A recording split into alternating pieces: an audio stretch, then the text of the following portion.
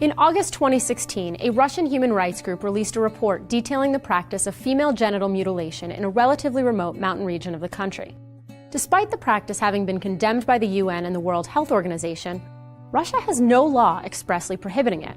Moreover, one religious leader in the region called female circumcision a, quote, healthy custom, with another religious leader saying that the real problem was feminism.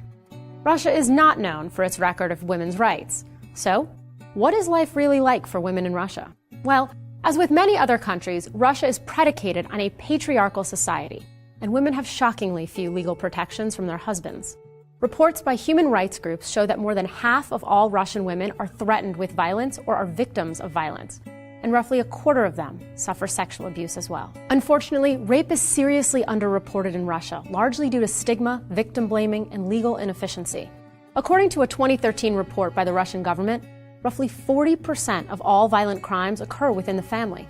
And despite efforts to introduce a bill criminalizing domestic violence, all attempts have been shut down. Within Russian culture, domestic abuse is more of a private matter than something discussed or dealt with by law enforcement. Surprisingly, one female member of parliament, famous for introducing a law banning, quote, gay propaganda, proposed a new bill which would actually decriminalize domestic violence. Moreover, women suffer from the same lack of representation, both financial and political, that can help change their situation. Russia ranks 75th in the world for gender inequality, according to the World Economic Forum. World Bank notes that while Russia has one of the highest rates of female participation in the workforce, just 4% lower than their male counterparts, women only make about 60 to 70% of what men make. And although women in Russia are legally allowed maternity leave, some women are forced to sign contracts which effectively waive their rights to work in case they get pregnant. This is in spite of the fact that Article 19 of the Russian Constitution guarantees equal rights for men and women. And without greater representation, the situation will not get any better. Although there are women in the Russian parliament, the proportion is low. According to the World Bank, from 1990 to 2015, the percentage of women in parliament dropped from 16% to 14%. In Russia, women are marginalized, see violence perpetrated against them, make less money, and have less power than men.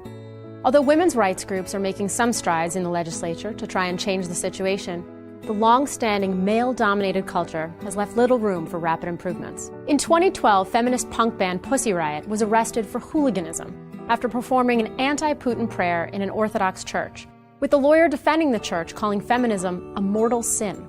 Clearly, Russia is still not a great place to be a woman.